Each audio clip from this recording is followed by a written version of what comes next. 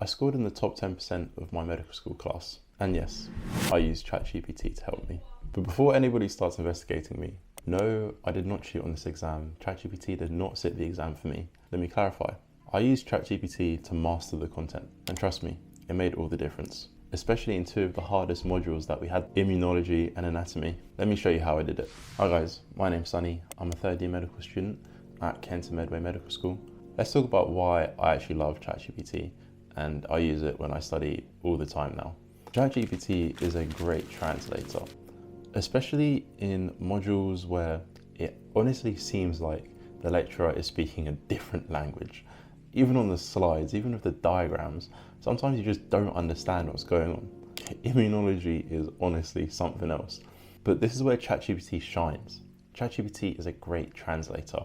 In my framework for how to best learn and remember things best to score really well on exams, one of them is the information actually simple enough for me to understand and retain?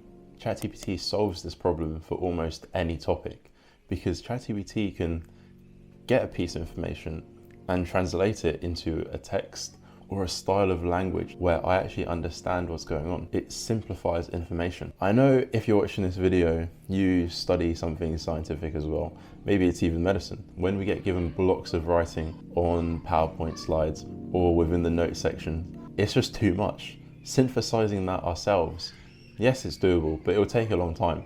And I think it's important to use the tools that you have at your disposal. ChatGPT is one of those tools.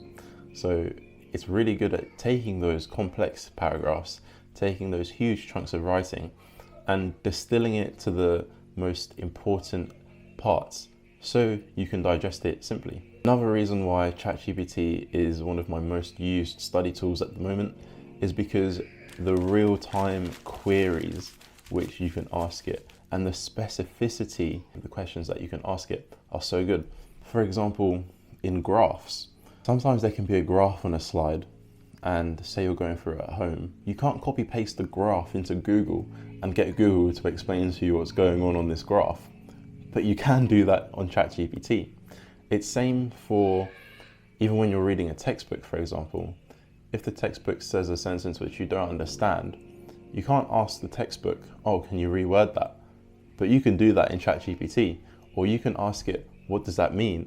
Or you can ask it, if this is true, how is this also true? It literally acts like a study buddy that's with you all the time, because your lecturer is not going to be there all the time. And yes, you could email your lecturer, but this is much faster.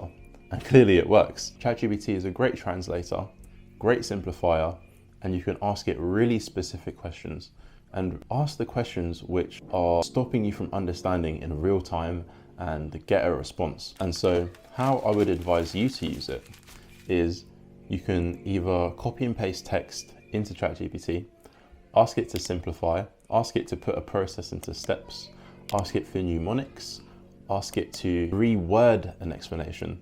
That's also really good. Another way that I've used it is by asking ChatGPT to explain it to me as if I was 10 years old, because it really simplifies the language. It usually uses analogies which are also really simple. Another way I really like using ChatGPT is when I give it these complex paragraphs which I don't understand, and then it simplifies it, I can then also ask it to make me 3 flashcards based on the information that we've just discussed. And then I can copy and paste that into Anki. Super useful. Another interesting use that I just discovered I could do is actually you can turn your whole lecture into a PDF and drop the PDF into ChatGPT and it'll be able to read the entire thing. And then I guess you could ask it to quiz you, or you could ask it to make flashcards off that information. I've not done that, but I did just realize you can drop PDFs in there. And so that could be useful. But the one disclaimer I will say is ChatGPT is not perfect. It can give you wrong information. And so I don't think you should trust it 100%, but you should definitely be utilizing this really powerful learning tool, because that's exactly what it is. But yeah, proof the information that it gives you, cross-reference with your lecture slides. But yeah, kids, use ChatGPT safely.